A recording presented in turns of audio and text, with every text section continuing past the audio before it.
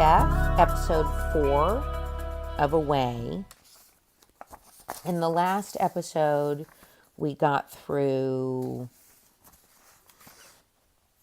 a little less than half of Bill's story, maybe a little more than half. So I'm going to continue from there. And unless I hear otherwise, I am going to keep reading, pausing, discussing, reading, pausing, discussing.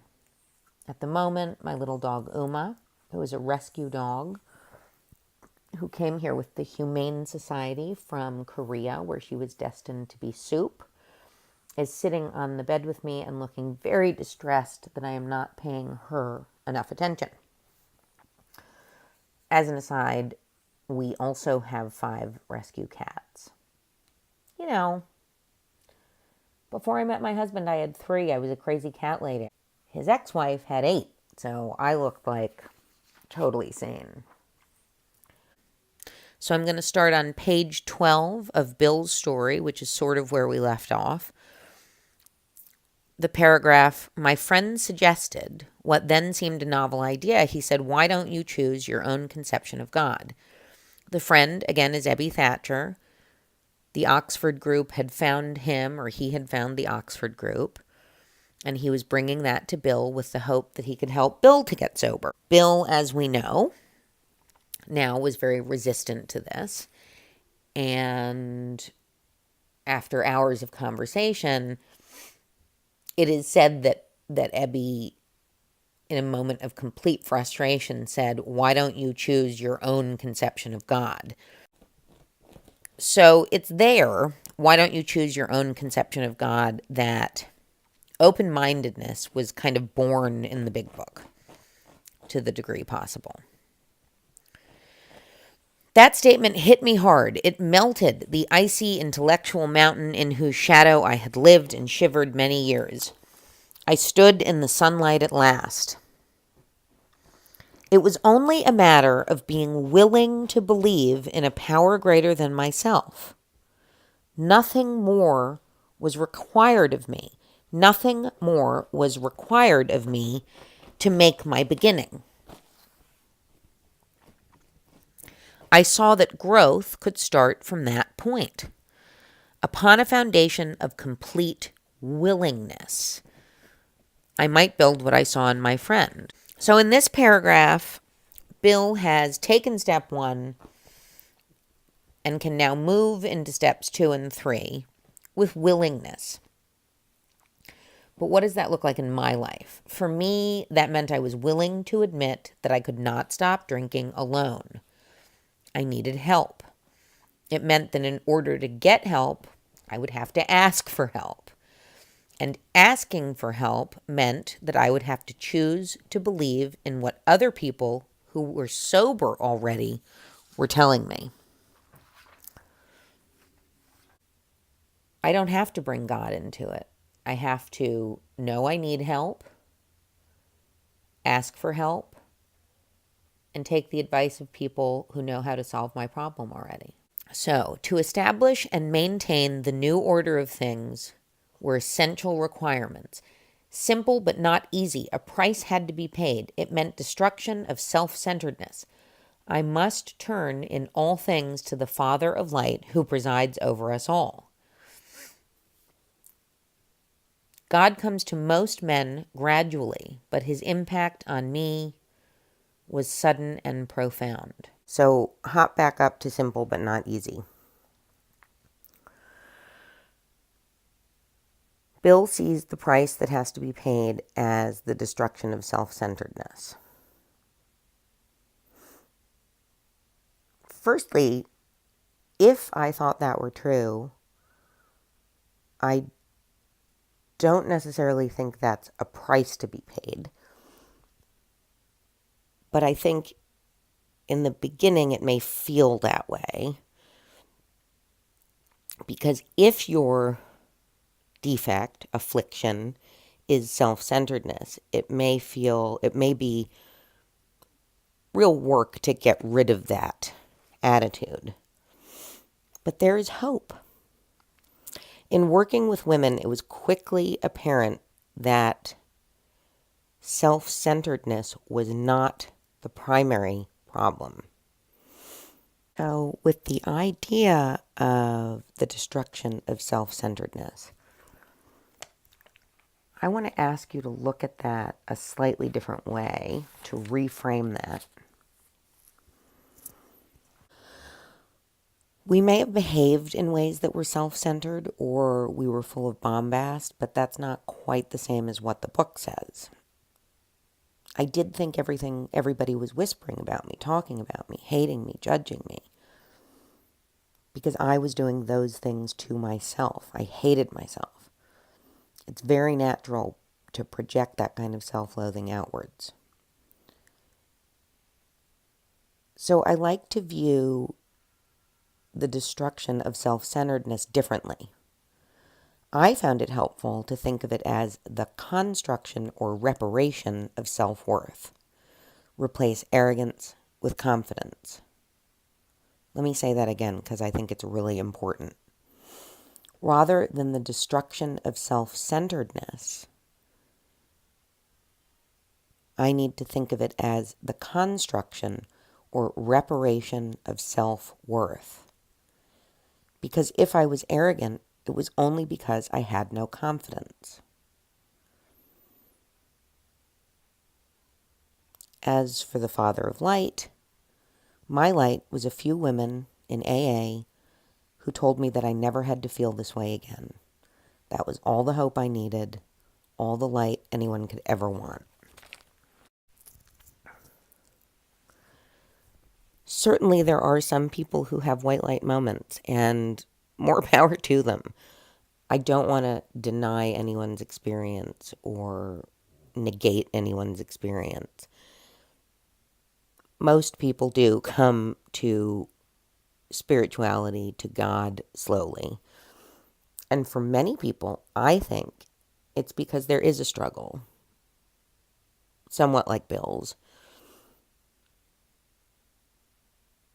And so over time, they develop spiritual practices and find ways to connect to their higher power, to God, just as we do, just as atheists and agnostics do. We simply slow down. We become more mindful. We take a minute. We pay attention to our own thoughts and we work on changing them, our own patterns, and we work on changing them with the help of others.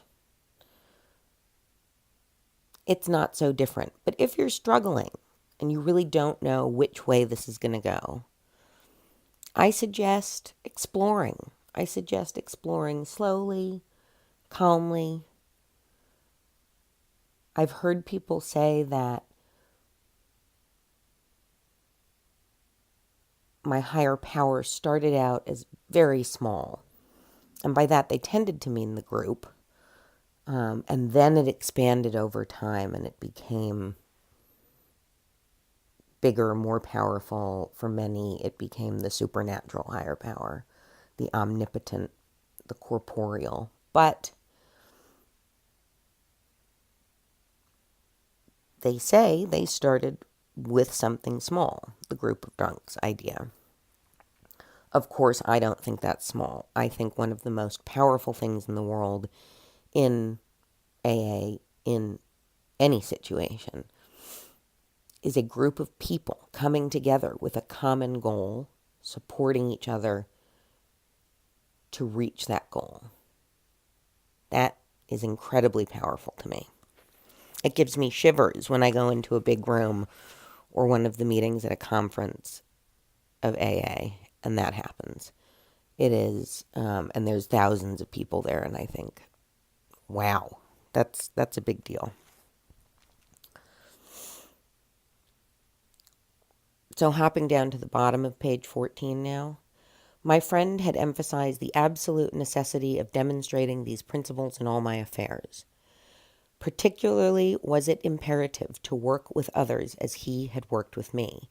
Faith without works was dead, he said, and how appallingly true for the alcoholic.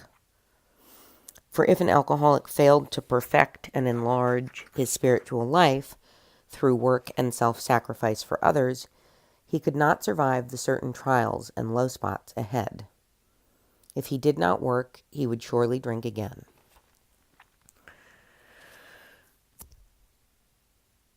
So again, we've got it right here. One alcoholic talking to another. It is the most important part of the whole program. In my opinion, in my experience, and as I see it work in the lives of others. Faith without works is dead. What does that really mean? In the context of AA, it means I cannot stay sober, or at least a worthwhile sober,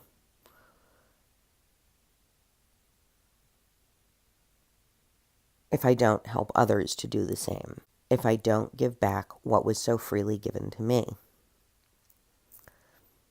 It means I can't really stay happy or content or serene if I'm not being kind, being generous,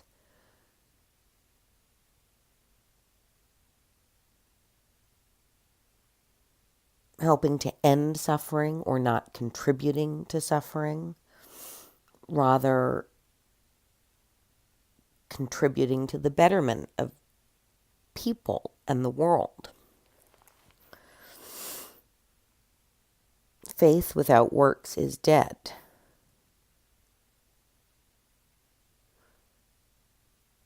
In my experience, a quote-unquote good life means a life filled with good works.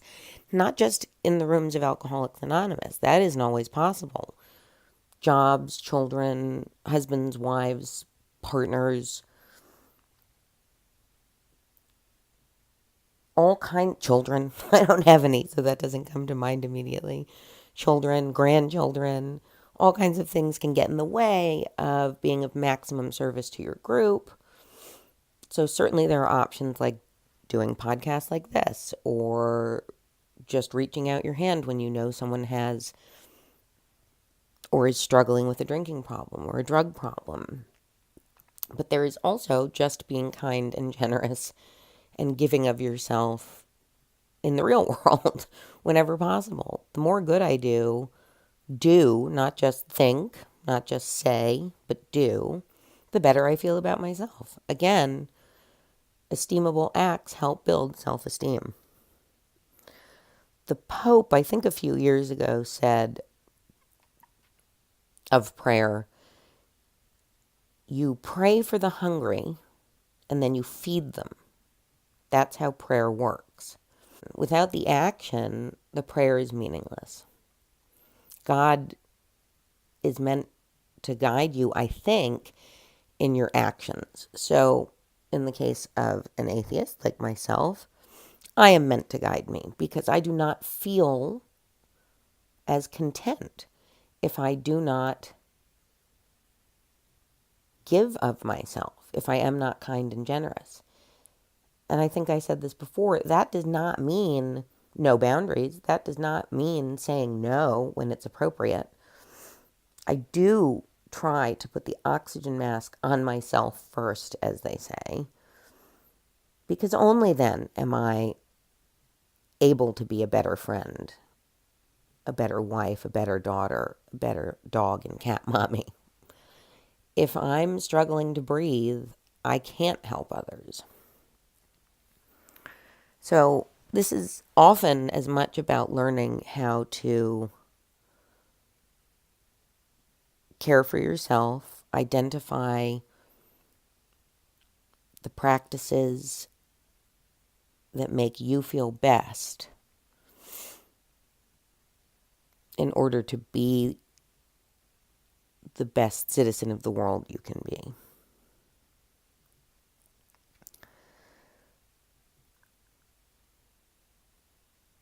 I feel empathy or sympathy.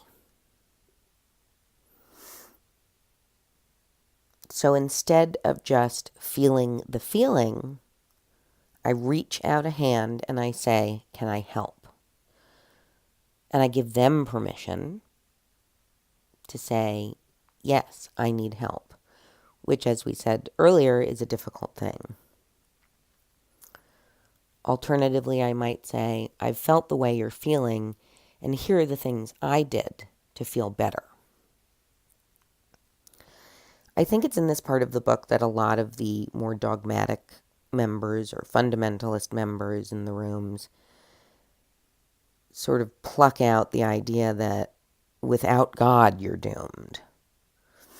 Without God, you'll drink again. And that's pretty effed up, in my opinion. It's like, thanks for the death sentence, guys.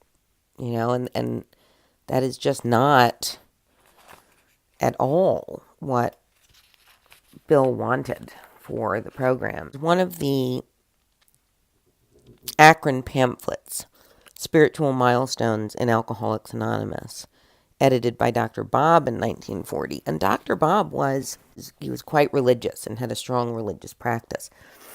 But he edited this pamphlet, and I'll just summarize. The spiritual life is by no means a Christian monopoly. There is not an ethical religion in the world today that does not teach to a great extent the principles of love, charity, and goodwill. The Jehovah of the Hebrews is a stern God who will have vengeance if his laws are broken. Yet the great Hebrew prophets taught a message of social justice. And incidentally, the modern Jewish family is one of our finest examples of helping one another. When a member of the family gets into trouble of any kind, the relatives, from parents to cousins, rally around with advice, admonition, and even financial assistance. This, incidentally, may be one reason there are not more Jewish members of AA. The family, in many cases, can handle the alcoholic problem. I really can't say whether or not that's true. It seems to me there's some underlying kind of stereotyping here. But again, it's 1940. White Anglo-Saxon Protestants doing the best they could to be open-minded and progressive with the information they had. It goes on to say, followers of Muhammad are taught to help the poor, give shelter to the homeless and the traveler, and conduct themselves with personal dignity.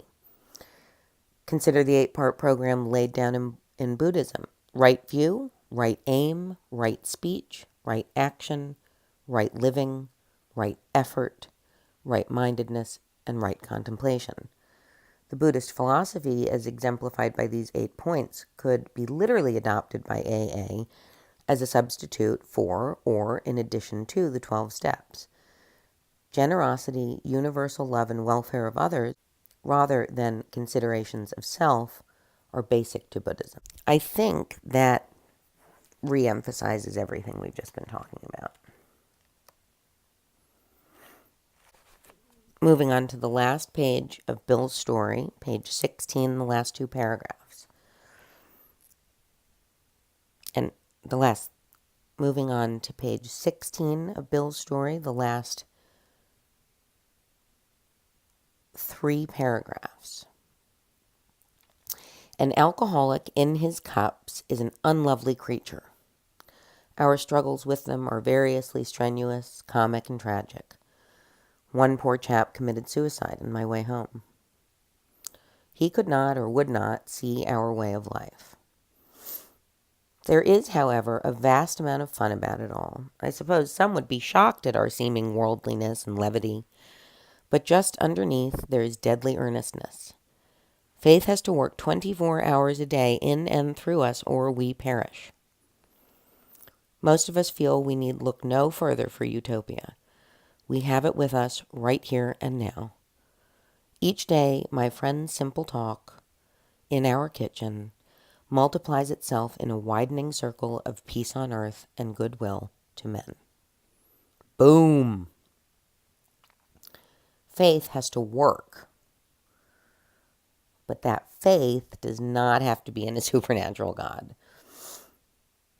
I had faith all day, every day, especially in the beginning when it was really hard. I had to have faith all day, every day in the people in the rooms of Alcoholics Anonymous.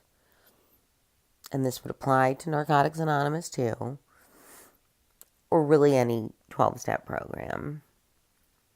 I had to have faith in the people in those rooms who said, we promise it gets easier, it gets better, and you will be okay. How did that happen?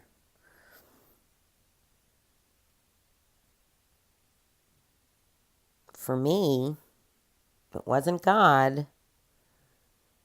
It was a simple talk with another alcoholic that multiplied over and over and over again.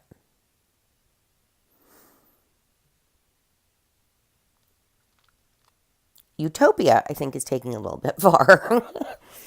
It is not utopia for me. Principles before personalities, sure, but in reality, personalities affect us. And there are a lot of people in the rooms with whom I would not be friends outside of the rooms. And I am certainly grateful to have met them, to have met many different types of people and with different beliefs, and it has opened me up. And in fact, some of them have changed my perspective, not necessarily my opinion, but they've helped me open my mind by being willing to listen and consider their perspective. That's kind of a big deal. So I appreciate that. I'm grateful for that, but I do not consider it utopia. For me, it has been wonderful in many ways and frustrating in many others. But because of it, I don't have a life beyond my wildest dreams. And I really don't like when people say that. To be fair to myself, I didn't have dreams. I did not think I would live past the age of 30. And quite frankly, I had little desire to. So beyond my wildest dreams means a life, period. I have a life now, and that is in big part because of AA and building a foundation there. Without God, imagine that. And I have a pretty good life. I'm mostly happy. I'm mostly content. I have moments of irritability, but I also have moments of joy. I have moments of anger. Sometimes right, sometimes not.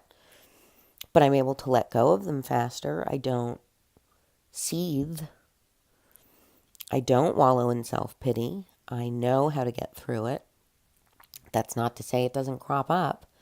So I am not happy, joyous, and free all the time.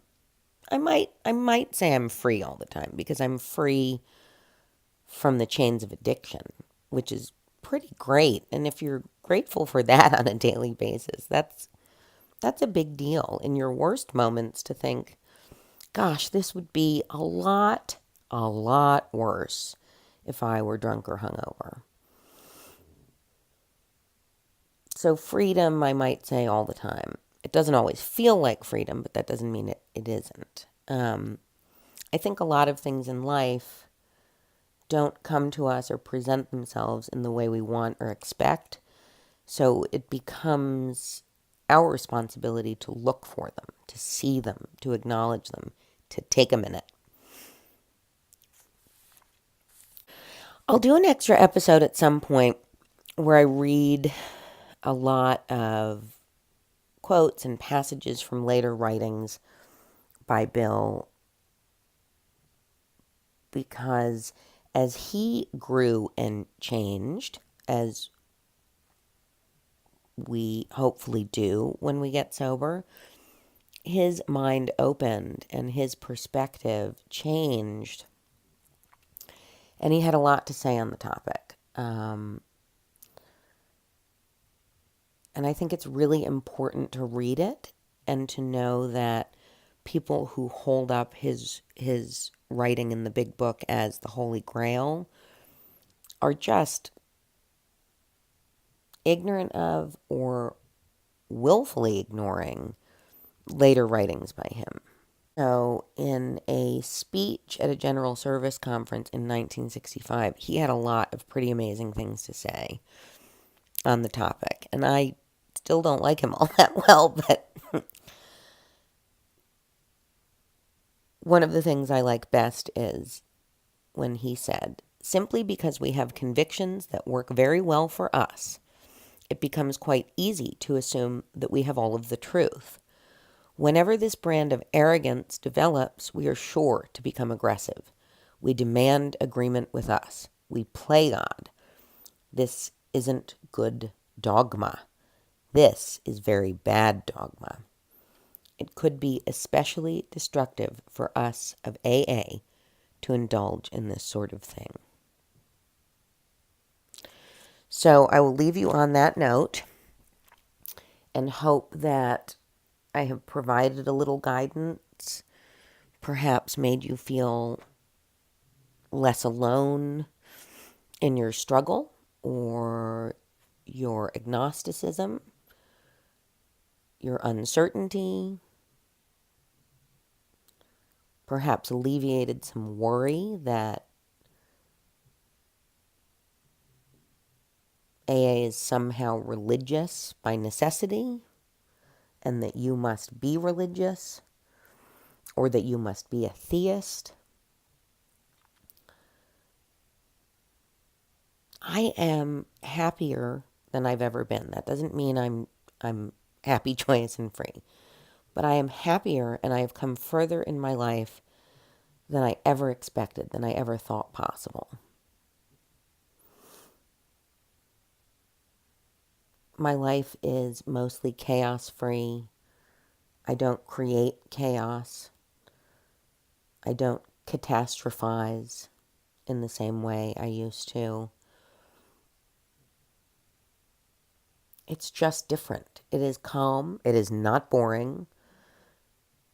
I am me. I didn't lose any of my kooky personality. My fun, extroverted side remained fun and extroverted. My silliness remained intact. And I stayed sober, all without God. So I promise we're going to keep going through this, and that together we'll find a way.